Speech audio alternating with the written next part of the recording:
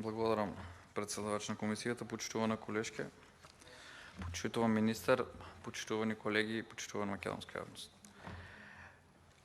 Одовде, кога зборувавте, многу идеално ги прикажавте состојбите, а самите граѓани не го чувствуваат тоа. Односно, оние небулози кои што беа искажани од овде, во однос на идеалните економски политики кои што се предвидуваат и кои што се реализираат, според вас живееме во розов свет. Меѓутоа, овој ребаланс е доказ дека она што го зборувавме при носењето на буџетот за 2022 година, каде што укажувавме дека не ви се реални проценките, не ви се реални предвидувањата во однос и на приходната страна, во однос и на расходната страна. Односно, немавте соодветна алокација на буџетските средства во развојните програми и во развојните проекти, каде што требаше да ја зачувате стабилноста на економските текови, меѓутоа од ваша страна не беше превземено ништо. Ова е доказ и признание на актуелната власт дека немате визија како да ја водите државата, односно немате основни проекции кои што ќе издржат повеќе од неколку месеци.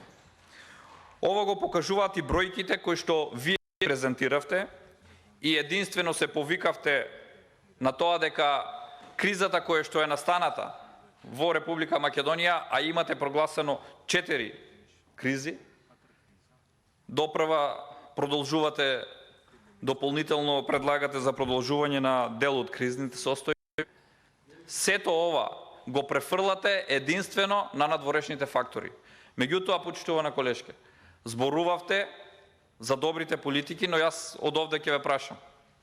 Ако не се потрошеа оние 200 милиони евра за 3 месеци за електрична енергија, ќе имавме допълнително средства за инвестиции во други сектори, алокација на овие средства во соодветни ресори, кај што ќе имаше подобрување на животниот стандард на граѓаните. Но ова не го кажувам исклучиво само за овој сектор. Зошто? Бидејќи мораме да признаеме дека во одреден дел репроматеријалите кои што се увезуваат од другите држави, да, се со зголемени цени, но за производството на електрична енергија, доколку имавте претходни инвестиции во капацитетите за сонцето и за водата, не ни се ресурси кои што треба да ги увезуваме од другите држави. Односно, можевме овде да си ги насочиме да произведеме дополнително количество на електрична енергија. Истото ни се случува. Ние сме аграрна земја, земјоделска земја, а се утврди дека на првата состојба кога се постави прашањето дали постојат стокови резерви, најразличните интерпретации на функционерите се утврди дека немаме ниту стокови резерви.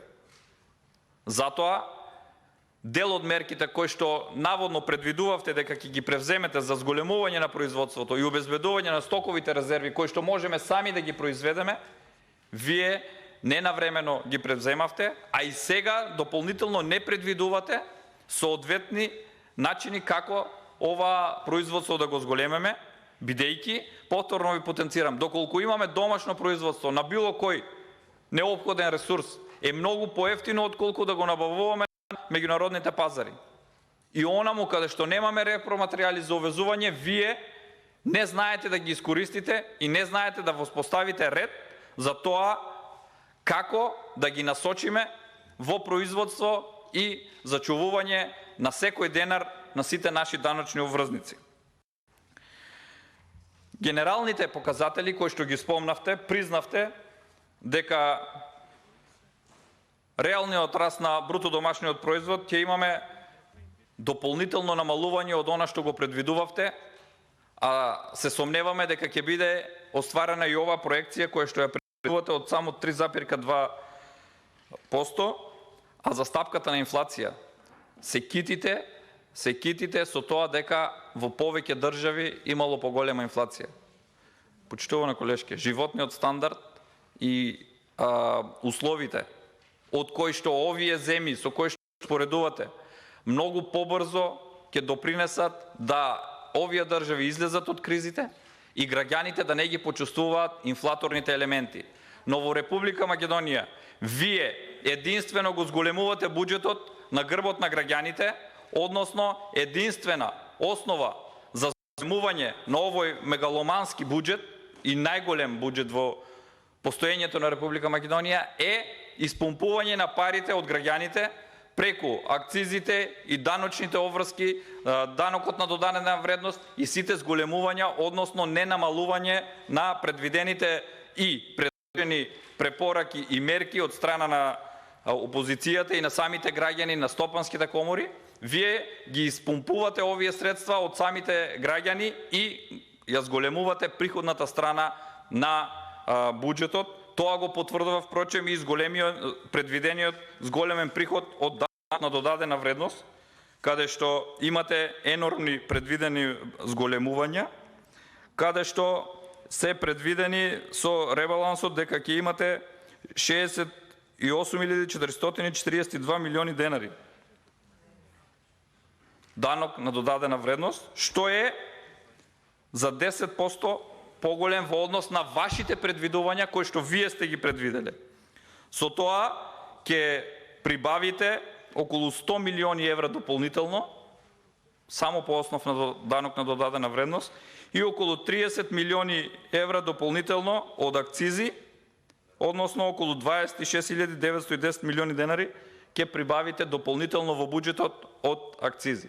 Тоа значи, сите овие средства кои што ги зголемувате, ова се зголемувања, кои што сте ги предвиделе, и ова е испумпување и осиромашување на граѓаните. А со тоа да се правдате дека инфлацијата била помала, ни оддалеку не е така. Зошто?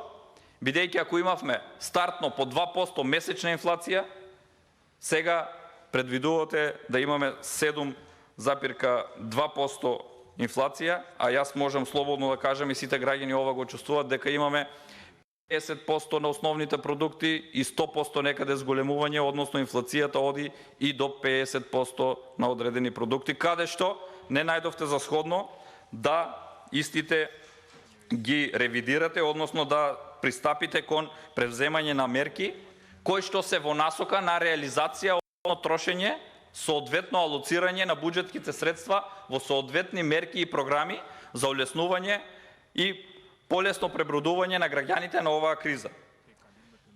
Вие вкупно од 26 мерки кои што се предвидени, единствено 4 се како препораки, едно поедноставување на процедурата, 4 има мерки кои што ние ги предвидовме и ги предложивме и со судни маки при носењето на буџетот и на пакетите на мерки беа модифицирани, но дел прифатени и 11 се постоечки. Единствено имате предвидени мерки од кои што нема некој соодветен износ на алокација на овие средства во соодветните мерки и препораки. Со зголемувањето на вкупните приходи од околу 6,9 милиарди денари, вие дополнително го зголемувате буџетот и ги зголемувате задолжувањата, односно буџетскиот дефицит. Односно буџетскиот дефицит достигнува 1,3 милиарди евра. Ги зголемувате овие суми до безсвест, иако можеме да направиме една компарација дека пластично од буџетот во 2022 кој што ви беше предвиден и го донесовте, во така наречената црна дупка, кој што експертите ја нарекуваат црна дупка, стоки и услуги, трансфери, имавте предвидено околу 1,3 милиарди евра.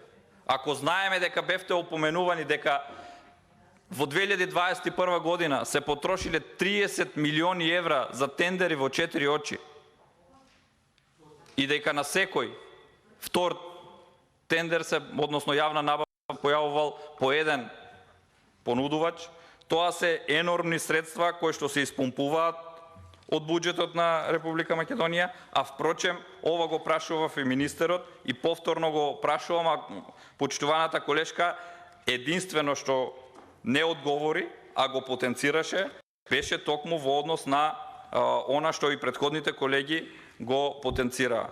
Почитувана колешки, ве прашавме, ова го прашував и на ребалансот во 2021 година, и на носењето на буџетот во 2022 година, и добивав различни одговори од Министерството за финансии и од Министерството за правда. Зошто? Бидејќи во еден момент добив одговор дека по однос на исплата за извршни исправи во 2020 година беа предвидени 2,5 милиони евра, за да со ребалансот се покачат на 10 милиони евра. Кога побаравме одговор за што станува збор од страна на Министерството, добивме дека станува збор за исплата на средства кои што се по однос на пресуди од меѓународните судови. Меѓутоа, дополнително од страна на Министерството за правда, истите дадоа друго образложение, дека всушност не станува збор за такви исплати на енормни суми, односно такви зголемувања, туку всушност ова се извршни исправи по однос дали на склучени договори, односно облигациони односи, неисплатени навремено, или поради неодговорноста на функционерите на власт, кои што под превезот дека ќе се исплатат средствата од Министерството и од буџетот, немаат индивидуална одговорност, односно не се засегнати дека тие ќе морат да платат дел од овие трошоци, се повикуваат, односно се обидуваат да на можеби свесно и со намера да одредени договори ненавремено ги исполнуваат, вршат други действија во рамките на институциите, поради кои што при судски процеси доаѓа до извршни исправи, и во моментот, еве од овде прашувам, тука е министерот, почитуваната колешка дополнително има информации, да ми одговори како тоа за 5 пати се зголемуваат трошоците и потребите по однос на исплата по извршни исправи. Односно, имаме зголемување од 604 милиони денари. Почитувани, тоа значи дека за исплата по извршни исправи државата со овој ребаланс ќе оддели 12,3 милиони евра. 12,3 милиони евра од несоодветно работење на носителите на јавните функции. Министрите, директорите и сите други извршители, односно извршители во извршната власт. Дајте ни спецификација каде се трошат овие 12,3 милиони евра, ако претходно биле предвидени 2,5 милиони евра. Како тоа за само 3 до 4 месеци се зголемила потребата од 5-кратно зголемување на овие средства и се предвидени фантастични 12,3 милиони евра за исплата по однос на извршни исправи. Од овде се покренува и друга дилема. Дали станува збор за смислено испумпување на средства од буџетот на начин што имаме енормно законски камати на одредени нереализирани договори, неисполнети обврски, дополнително превземани действија кои што подлежат на судски постапки и истите се завршени и станува збор за извршни исправи. Од овде оние кои што сгрешиле немаат никаква одговорност, бидејќи знаеме каде ни е владењето на правото. Ве прашувам како е можно за 4 месеци да имаме 5-кратно зголемување на овие извршни исправи. Не може некој овде да не убеди дека правосилни извршни пресуди или извршни исправи, бидејќи овде може да станува збори за одредени решенија, за 4 месеци 5-кратно се зголемиле и ваквите исплати треба да се извршат со овој ребаланс на буџетот. Станува збор за сериозна сума на средства. Ние зборуваме за намалување на акцизите и на данокот на додадена вредност во однос на горивата, во однос на основните продукти, каде што од страна на мнозинството сме убедувани дека нема потреба, бидејќи имат ефикасни мерки, а од друга страна се испумпуваат скоро 12,3 милиони евра само по однос на вакви извршни исправи. Ова е така, бидејќи самиот буџет вака и предвидел. Зошто? Ако ја земаме ставката каде што се предвидени реформи во правосудството и владењето на правото во владините програми, во програмата Г, јакнење на владење на правото.